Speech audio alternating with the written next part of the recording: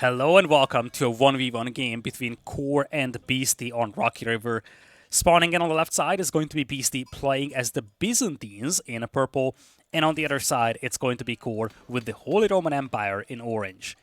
So, after finishing off the EGC finals, Beasty decided to play very heavily into the Byzantines. In fact, I had the chance to interview Beasty as part of the EGC finals event, and one thing that he said is that his plan going into the EGC finals originally was to practice two civs that not a lot of players play with so that he can have this element of surprise. And his two civilizations of choice was planned to be Byzantines and the Order of the Dragon.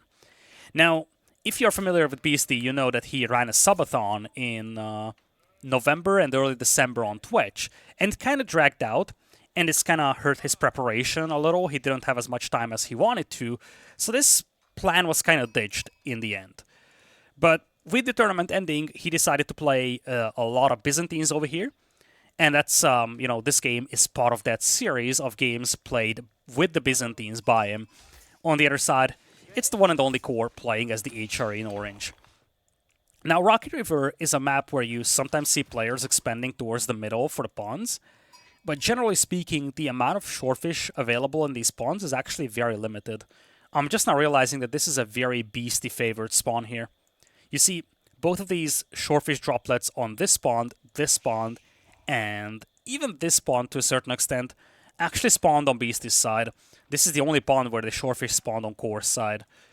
It's not really catastrophic. It looks like neither of the players will go for the fish. Now, one thing that coRe did is actually going double scouts. You see, he yoinked quite some sheep. His initial scout went to the side of Beasty, and now his second scout is going to just take a look at his own side.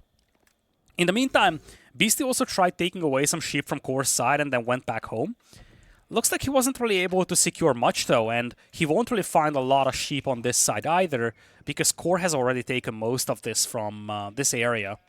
Actually, coRe missed out on two here, so Beasty's going to find some, but looks like the overall haul of sheep is actually going to be a lot better for coRe. Archon Chapel, nicely placed here for coRe. It might actually have the stone mine in range as well. It's gonna be borderline. Golds aren't really great for coRe. He does have a... Actually, this one is pretty safely tucked away at the back. The other one is kind of lackluster. But this is actually a nice little base spawn for coRe. Walling off the left, or the right flank actually, is very easy. Same with the left flank, to be honest. coRe could have a nice little stronghold over here, I would say. Beast is aging up with the Hippodrome, and he's actually on berries already. That makes a lot of sense when you don't go up with the Vineyard landmark. You want to start collecting olive oil as soon as possible. Now, looking at the Hippodrome, I expect Beasty to play into some horsemen here. Something that you want to do to establish map control against the HRE, and just simply limit their ability to play fast castle relic collection. But we could also see a very aggressive game here from Beasty, just playing horsemen and then playing into mercenary longbows.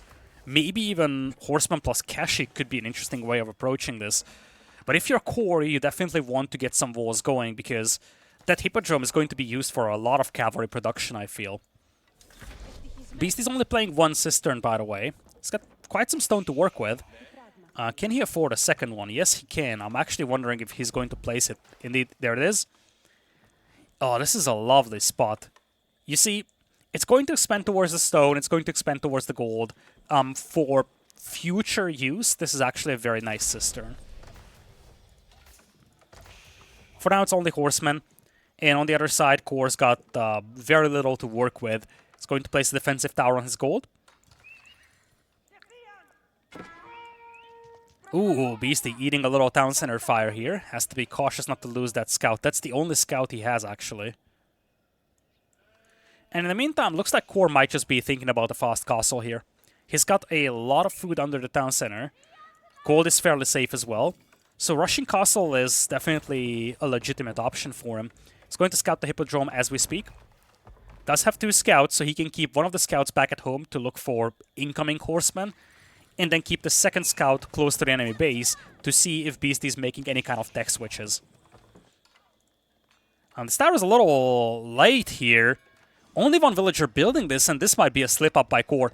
This tower should have been built with 2 or 3 vills, because now you do have the horsemen approaching. Prelate is out there to heal, so villagers will all survive, but this got a lot dicier than it should have been. Prelate also took a lot of damage, which is definitely annoying for coRe. He does have a second Prelate to heal this with, but you don't want to remove that from the Aachen Chapel, so I guess this Prelate is just going to stay damaged for quite some time.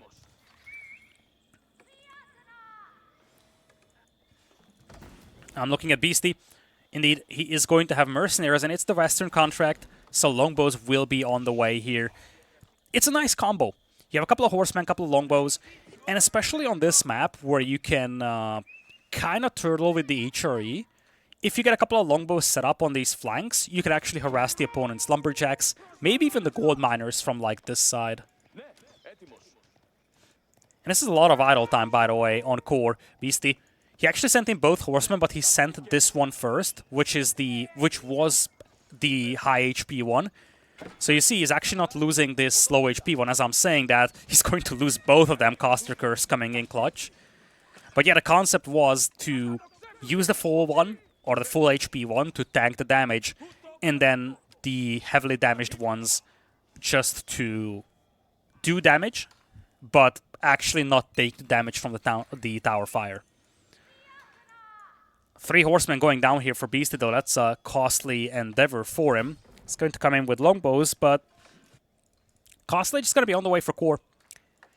His gold income is a little lacking because he had to idle these villagers for so long, but he is going to be on the way to Costly in a second.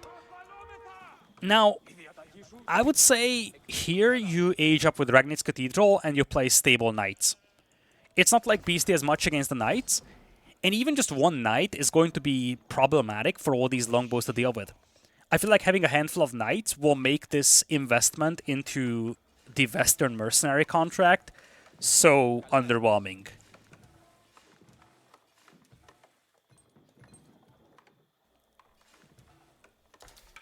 I'm looking at Beasty. He still has 2 cisterns to work with. Nicely balanced eco. I think he's also thinking about Costly here. And looks like Ragnitz got cancelled and it's replaced by the Burgrave Palace. I can see a world in which the Burgrave Palace is nice, but this is not that world. A couple of days ago, I actually cast another coRe game. Well, it was half an hour ago for me, but by the time you see this video, it was a couple of days ago for you on YouTube. And in that game, coRe played Ragnitz Cathedral against Iobids, and I kind of said I won't like it. In this setup, I actually don't like the Burgrave Palace, because I feel like you are actually forfeiting a lot of mobility. And the issue with the Burgrave Palace, and that's a thing that's always there for the Burgrave Palace, is that mass-producing men-at-arms is extremely expensive. You don't have a good enough eco here for coRe to mass-produce men-at-arms. So sure, you can pump out a bunch of these. You see he queued up 6 of them. But by the time these are done, he's not going to have a lot of resources to queue up more. So you're actually losing a lot of your valuable production here. The other thing is that by the time you arrive to the enemy base here, Beasty's going to be in Costly, and he's going to have some crossbows that will deal with this. Now compare this with a Ragnitz Cathedral knight play. You would have, let's say, 2 knights on the field. That's enough to push these guys away. And that gives you mobility that you can use to establish map control and escort these prelates to secure the relics. I'm not saying that, you know, Burgrave Palace is catastrophically bad over here, but we've seen this so many times in tournaments. Players go Burgrave Palace, by the time they arrive to the enemy base, enemy has crossbows, and boom, there it goes. Men-at-arms get cleaned up, and you're back to the drawing board. Oh, this is actually smart from coRe. If he garrisons the relic, he gets extra range on the tower, so now the longbows are actually within range, or at least they're supposed to be within the range. You actually can see the indicator. This is actually a very nice little touch here by coRe. He actually did the same thing that he did in the Vortex game, which was building the tower right next to the gold mine instead of to the front. If you place it to the front, it's more difficult for Veils to garrison, but it allows you to take down these longbows, and they don't have an angle from which they can shoot at you. Beasty on the way to Costly. A little late to the party here. Men-at-arms actually arrive doing a lot of damage to the Veils here. But Beasty, nice micro. Has yet to lose a villager here. And now crossbows should be on the way. Now that's quite a lot of men-at-arms. So, looks like the timing could still work here for coRe.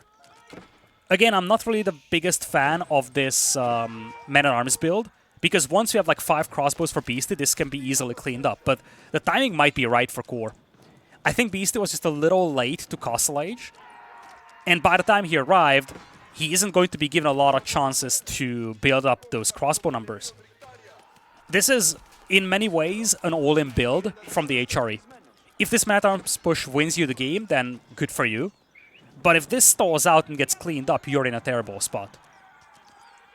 Cataphract, great unit to add over here. A lot of damage output, very tanky. You can use that to just shield your crossbowmen. Beasty doing a decent job cleaning this up, but more Men-at-Arms are on the way. Villagers being shut down as well, and Beasty doesn't have a lot of food and gold income to make more crossbows with. Slowly Men-at-Arms are getting cleaned up, but there's a second wave on the way, and while the first wave might get cleaned up, I'm not sure about the second one, to be honest. A lot of villagers have to be idled here for Beasty. You see, crossbow numbers are increasing, and once you have a handful of these crossbows, it gets fairly easy to clean up the Men-at-Arms. It all comes down to how much eco damage can these Men-at-Arms do before they do get cleaned up, and I feel like the answer is a lot. 9 villagers have been killed, so many idled. That's exactly what coRe wants to accomplish with this. We know that Beasty is not a quitter. He likes to fight to the bitter end, but I'm not sure how long he's going to do this here, because he lost a lot of eco and he knows that. Crossbow numbers up to 3 still. Cataphract's disappearing as well. And the issue for Beasty is that he doesn't have a lot of food to work with. And no gold either. So he's struggling to get crossbows out. And that's what's very problematic for him right now. If he had just 200 more food, 200 more gold in the bank, he would have a handful of crossbows out on the field to support these guys. And then this cleanup would be easy. I feel like coRe might have hit the perfect timing here. If he arrives just 30 seconds to a minute later, it would have been too late. But he arrived just in time to catch Beasty while he still didn't have a lot of crossbows. And indeed, Beasty is just going to tap out of this one. coRe making the Burgrave Palace work here. So, looking back to this game, I still somewhat stand by the fact that the Burgrave Palace is not really the best choice here in many ways if you want to play a safe game. I kind of touched on this numerous times when I was casting tournaments. Burgrave Palace, when you only have villagers as your economy, so no fishing, nothing else, you are playing a 1v1, not a team game where you can be slung by your teammates, Burgrave Palace is almost an all-in style landmark. You have one deadly push in early Castle Age, but if you get cleaned up, you don't have the eco to replenish a massive force of Men-at-Arms. So for coRe here, the key thing was hitting Beasty before Beasty gets like 5 to 6 crossbows. Once you have that many, Town Center Fire plus the crossbows will clean up the Men-at-Arms and it's game over. We've seen that actually dozens of times over the course of the last 12 months in tournaments. Burgrave Palace all in. If your opponent gets enough crossbows, the opponent wins the game. If they don't, you win the game. Very much an all-in style landmark in its current form. Hopefully, you've enjoyed this game. If you did, please consider pressing a like to this video and subscribing to the channel. Those metrics help me greatly. And hopefully, you will enjoy future casts as well on this channel. Thank you so much for watching, and I'm going to see you in the next cast.